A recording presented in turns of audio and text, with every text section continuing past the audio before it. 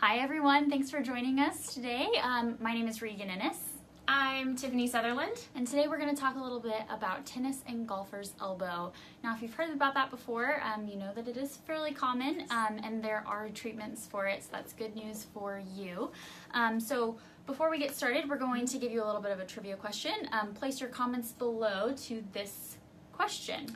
All right, so this week's question is going to be, what are the formal or medical terms for golfers and tennis elbow? Today I will keep from saying those, so Fingers crossed. You aren't going to catch me making that mistake. Right.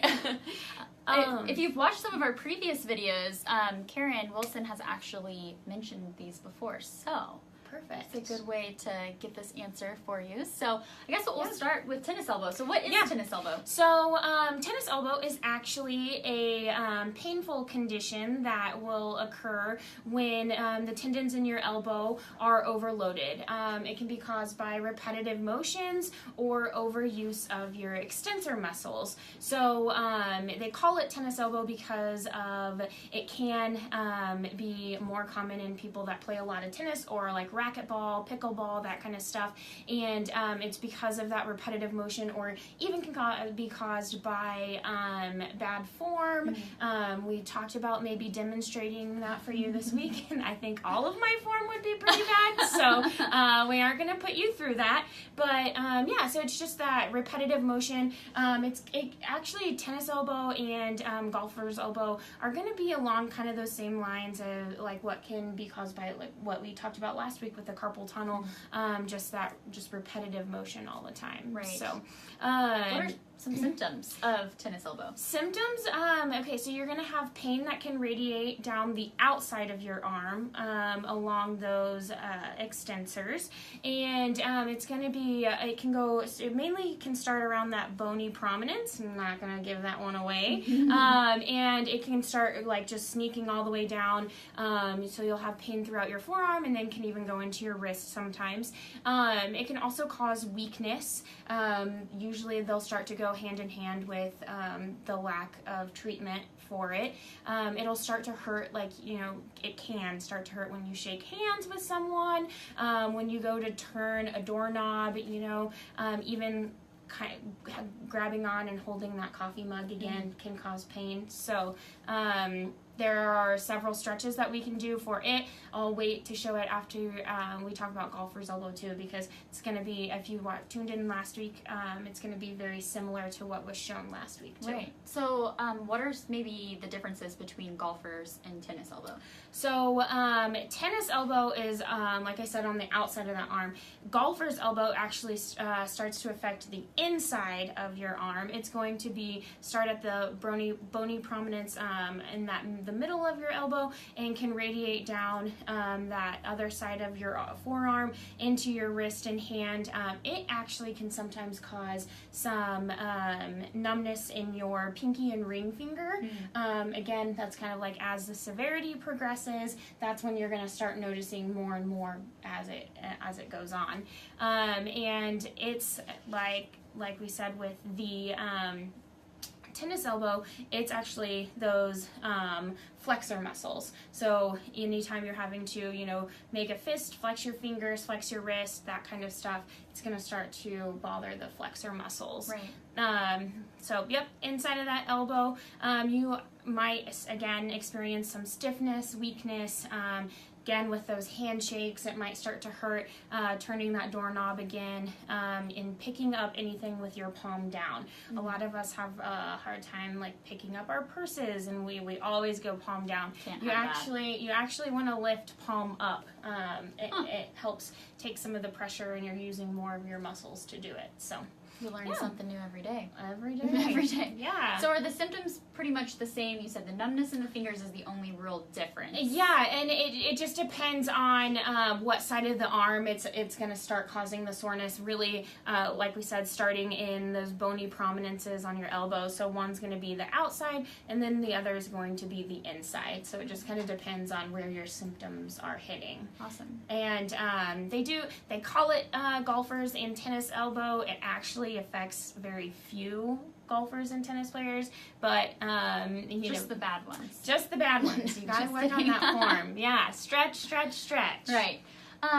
So the good news is that these conditions are completely treatable. Yes. So what are Yes. maybe some stretches or something that we would do in a treatment, or what they can do at home to help with these symptoms? Yeah, so the biggest thing is actually, if it hurts, don't do it. If you start to get pain in that elbow, or with, when you're playing, if in your day-to-day tasks, try and modify your activities so that it doesn't hurt quite as bad, or we really don't want it to hurt at all. The stretches that we had last week were ones that we're going to show again today. Okay. So again, warming up with,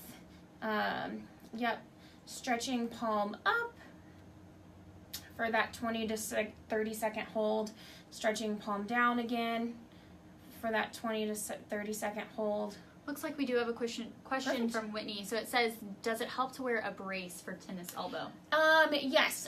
So sorry, finishing with the stretches. Then you're going to go with your forearm up, palm back for that 20 to 30 second. And those, again, we showed those last week, kind of helps all of that musculature. So, are there braces? Yes, there are.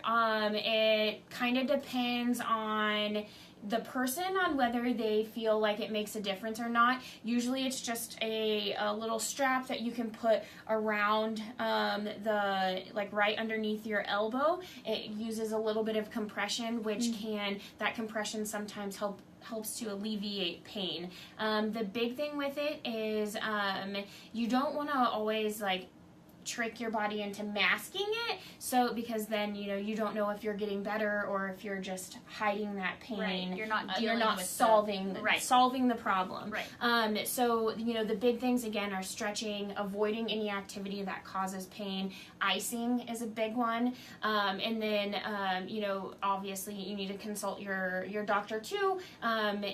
If over-the-counter medications such as Tylenol, ibuprofen is okay for you to take, that's also a good one, but we always want to make sure that it is safe for you to take that before instructing you to do so. Definitely. So what are some other stretches that we can do? Those are the big ones. There are a few other ones that you can find online. They get a little bit crazier. Tricky. Yeah. If you're having some of that stiffness into your wrist and your fingers again, always doing those tendon glides that I showed last week again can help some of that stiffness and stuff in your lower extremity. Lower upper extremity, I guess I should say.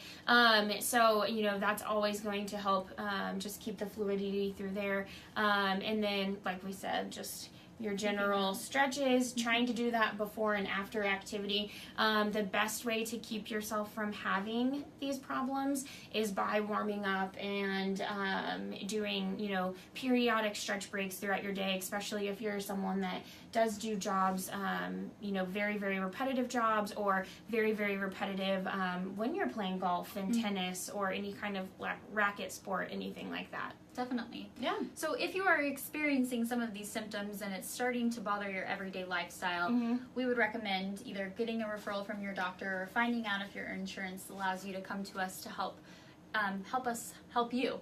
Yes, exactly.